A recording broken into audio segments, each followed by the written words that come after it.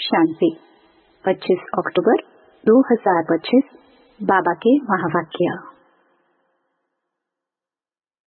मीठे बच्चे, संगम युग पर ही तुम्हें आत्म अभिमानी बनने की मेहनत करनी पड़ती। सतयुग अथवा कलयुग में यह मेहनत होती नहीं। प्रश्न: श्री कृष्ण का नाम उनके माँ बाप से भी अधिक बाला है, क्यों?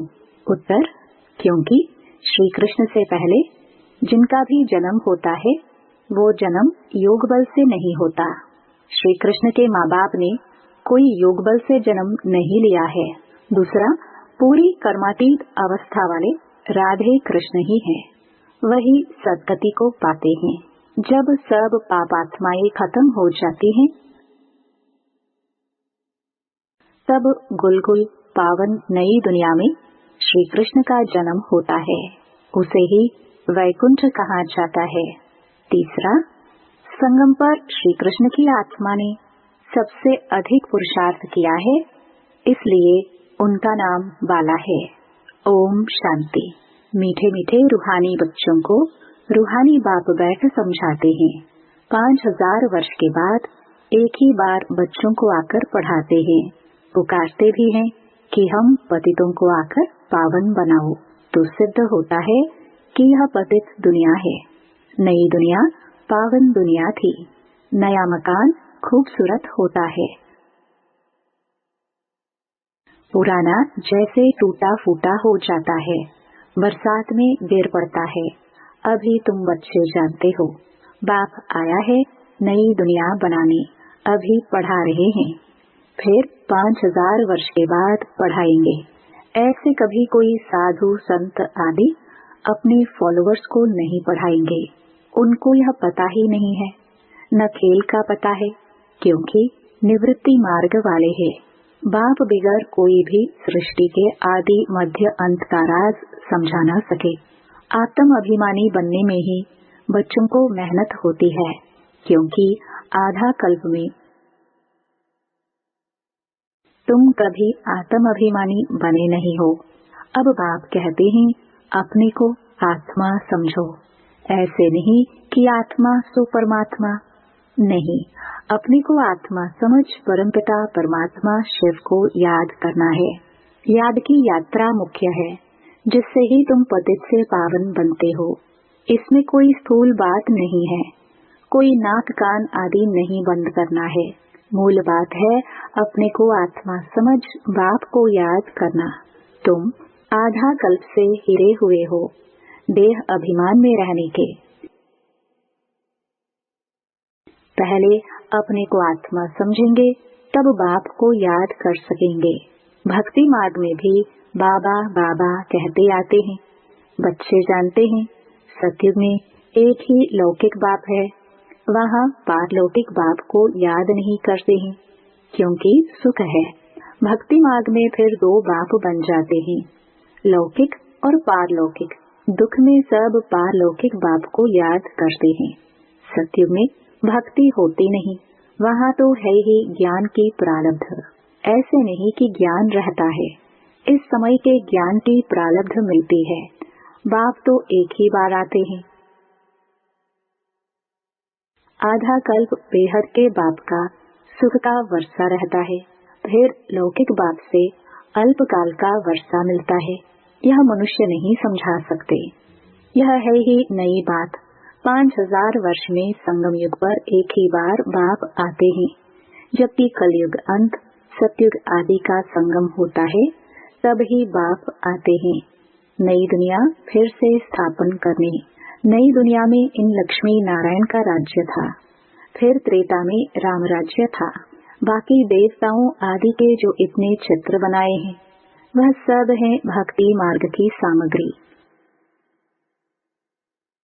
बाप कहते हैं इन सब को भूल जाओ, अभी अपने घर को और नई दुनिया को याद करो। ज्ञान मार्ग है समझ का मार्ग, जिससे तुम 21 जन्म समझदार बन जाते हो। कोई दुख नहीं रहता। सत्युग में कभी कोई ऐसे नहीं कहेंगे कि हमको शांति चाहिए। कहा जाता है ना, मांगने से मरना भला। बाप तुमको ऐसा साहूकार बना देते हैं, जो देवताओं को भगवान से कोई चीज मांगने की दरकार नहीं रहती। यहाँ तो दुआ मांगते हैं ना, पोप आदि आते हैं तो कितने दुआ लेने जाते हैं। पोप कितनों की शादियां कराते हैं। बाप तो यह काम नहीं करते। भक्ति मार्ग में जो पास्ट हो गया है सो अब हो रहा है, सो फिर रिपीट होगा। दिन प्रतिदिन भारत कितना गिरता जाता है। अभी तुम हो संगम पर, बाकी सब हैं कलयुगी मनुष्य। जब तक यहाँ न आए तब तक कुछ भी समझ ना सके कि अभी संगम है व कलयुग है। एक ही घर में बच्चे समझते हैं संगम पर है, बाप कहेंगे हम कलयुग में हैं, तो कितनी तकलीफ हो पड़ती है। खान पान आदि का भी झंझट हो पड़ता है। तुम संगम युगी हो, शुद्ध पवित्र भोजन खाने वाले। देवताएं कभी प्याज आदि थोड़े खाते हैं। इन देवताओं को कहा ही जाता है निर्विकारी। भक्ति मार्ग में सब तमो प्रधान बन गए हैं। अब बाप कहते हैं सतो प्रधान बनो। कोई भी ऐसा नहीं है जो समझे कि आत्मा पहले सतो प्रधान थी फिर तमो प्रधान बनी है, क्योंकि वह तो आत्मा को निर्लेप समझते हैं। आत्मा सो परमात्मा है, ऐसे ऐसे कह देते हैं। बाप कहते हैं ज्ञान सागर मैं ही हूँ। जो इस देवी देवता धर्म के होंगे वह सब आकर फिर से अपना वर्षा लेंगे। अभी सैपलिंग लग रही है, तुम समझ जाएंगे यह इतना ऊंच पद पाने लायक नहीं है। घर में जाकर शादियां आदि करते छीछी होते रहते हैं तो समझाया जाता है ऊंच पद पा नहीं सकते, यह राजाई स्थापन हो रही है। बाप कहते हैं मैं तुमको राजाओं का राजा बनाता हूँ, तो प्रजा जरूर बनानी पड़े, नहीं तो राज्य कैसे पाएंगे। यह गीता के अक्षर है ना, इनको कहा ही जाता है गीता का युग। तुम राजयोग सीख रहे हो। जानते हो आदि सनातन देवी देवता धर्म का फाउंडेशन लग रहा है। सूर्यवंशी चंद्रवंशी दोनों राजाई स्थापन हो रही है। ब्राह्मण कुल स्थापन हो चुका है। ब्राह्मण ही फिर सूर्यवंशी चंद्रवंशी बनते हैं। जो अच्छी रीति मेहनत करेंगे वह सूर्यवंशी बनेंगे, और धर्म वाले जो आते हैं वह आते ही हैं अपने धर्म की स्थापना करने। पीछे उस धर्म की आत्माएं आती रहती हैं, धर्म की वृद्धि होती जाती है। समझो कोई क्रिश्चियन है तो उन्हों का बीज रूप क्राइस्ट ठहरा, तुम्हारा बीज रूप कौन है?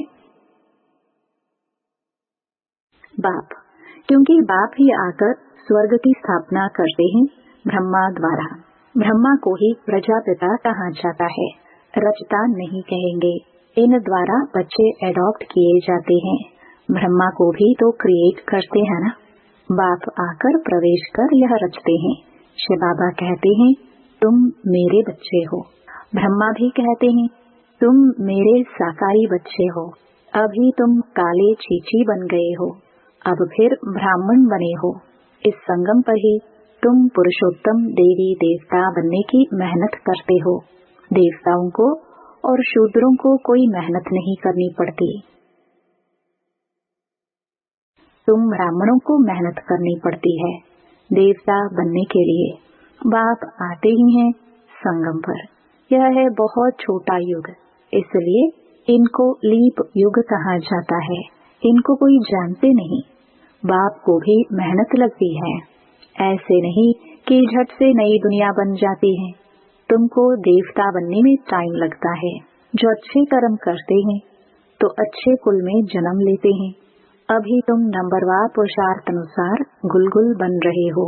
आत्मा ही बनती है। अभी तुम्हारी आत्मा अच्छे कर्म सीख रही है।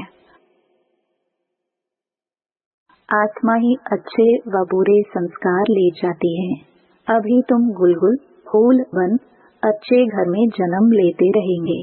यहाँ जो अच्छा पुरुषार्थ करते हैं तो जरूर अच्छे कुल में जन्म लेते होंगे। नंबरवार तो है ना, जैसे जैसे कर्म करते हैं ऐसा जन्म लेते हैं। जब बुरे कर्म करने वाले बिल्कुल खत्म हो जाते हैं फिर स्वर्ग स्थापन हो जाता है। छांट छूट होकर तमो प्रधान जो भी है वह खत्म हो जाते हैं। फिर नए देवताओं का आना शुरू होता है। जब भ्रष्टाचारी सब खत्म हो जाते हैं तब श्री कृष्ण का जन्म होता है। तब तक बदली सदली होती रहती है। जब कोई छीछी नहीं रहेगा तब श्री कृष्ण आएगा। तब तक तुम आते जाते रहेंगे। श्री कृष्ण को रिसीव करने वाले माँ बाप भी पहले से चाहिए ना। फिर सब अच्छे अच्छे रहेंगे, बाकी चले जाएंगे। तब ही उसको स्वर्ग कहा जाता है। तुम श्री कृष्ण को रिसीव करने वाले रहेंगे। भल तुम्हारा छीछी जन्म होगा, क्योंकि रावण राज्य है ना। शुद्ध जन्म तो हो ना सके। गुलगुल पवित्र जन्म श्री कृष्ण का ही पहले पहले होता है। उसके बाद नई दुनिया वैकुंठ कहा जाता है। श्री कृष्ण बिल्कुल गुलगुल नई दुनिया में आएंगे। रावण संप्रदाय बिल्कुल खत्म हो जाएगी। श्री कृष्ण का नाम उनके माँ बाप से भी बहुत बाला है। श्री कृष्ण के माँ बाप का नाम इतना बाला नहीं है। श्री कृष्ण से पहले जिनका जन्म होता है वो योग बल से जन्म नहीं कहेंगे। ऐसे नहीं श्री कृष्ण के माँ बाप ने योग बल से जन्म लिया है, नहीं। अगर ऐसा होता तो उन्हों का भी नाम बाला होता। तो सिद्ध होता है उनके माँ बाप ने इतना पुरुषार्थ नहीं किया है जितना श्री कृष्ण ने किया है। यह सब बातें आगे चल तुम समझते जाएंगे। पूरी कर्मातीत अवस्था वाले राधे कृष्ण ही हैं। वही सदगति में आते हैं। पापात्माएं सब खत्म हो जाती हैं, तब उन्हों का जन्म होता है। फिर कहेंगे पावन दुनिया। इसलिए श्री कृष्ण का नाम बाला है, माँ बाप का इतना नहीं। आगे चल तुमको बहुत साक्षात्कार होंगे। टाइम में पड़ा है, तुम किसको भी समझा सकते हो। हम यह बनने के लिए पढ़ रहे हैं। विश्व में इनका राज्य अब स्थापन हो रहा है। हमारे लिए तो नई दुनिया चाहिए। अभी तुमको दैवी संप्रदाय नहीं कहेंगे। तुम हो ब्राह्मण संप्रदाय, देवता बनने वाले हो। दैवी संप्रदाय बन जाएंगे, फिर तुम्हारी आत्मा और शरीर दोनों स्वच्छ होंगे। अभी तुम संगमयुगी पुरुषोत्तम बनने वाले हो। यह सारी मेहनत की बात है। याद से विक्रमाजीत बनना है। तुम खुद कहते हो याद घड़ी घड़ी भूल जाती है। बाबा पिकनिक पर बैठते हैं तो बाबा को ख्याल रहता है हम याद में नहीं रहेंगे तो बाबा क्या कहेंगे। इसलिए बाबा कहते हैं तुम याद में बैठ पिकनिक करो। कर्म करते माशुक को याद करो तो वे कर्म विनाश होंगे। इसमें ही मेहनत है। याद से आत्मा पवित्र होगी, अविनाशी ज्ञान धन भी जमा होगा। फिर अगर अपवित्र बन जाते हैं तो सारा ज्ञान बह जाता है। पवित्रता ही मुख्य है। बाप तो अच्छी अच्छी बातें ही समझाते हैं।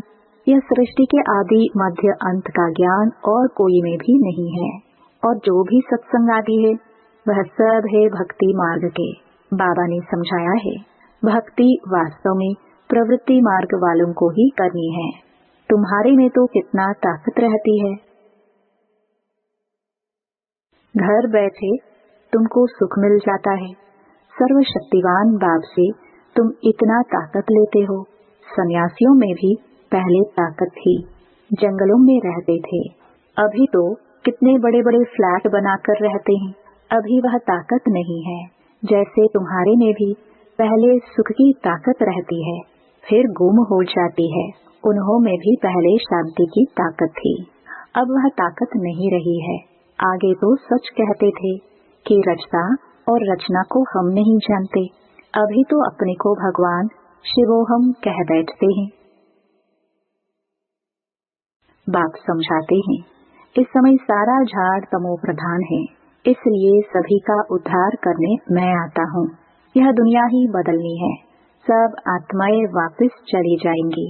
एक भी नहीं जिसको यह पता हो कि हमारी आत्मा में अविनाशी पाठ भरा हुआ है, जो फिर से रिपीट करेंगे। आत्मा इतनी छोटी है, इनमें अविनाशी पाठ भरा है तो कभी विनाश नहीं होता। इसमें बुद्धि बड़ी अच्छी पवित्र चाहिए। वह तब होगी जब याद की यात्रा में मस्त रहेंगे। मेहनत सिवाय पद थोड़ी मिलेगा। इसलिए गाया जाता है, छड़े तो चाखे वैकुंठ रस। कहाँ ऊंच ते ऊंच राजाओं का राजा, डबल सरताज, कहाँ प्रजा। पढ़ाने वाला तो एक ही है, इसमें समझ बड़ी अच्छी चाहिए।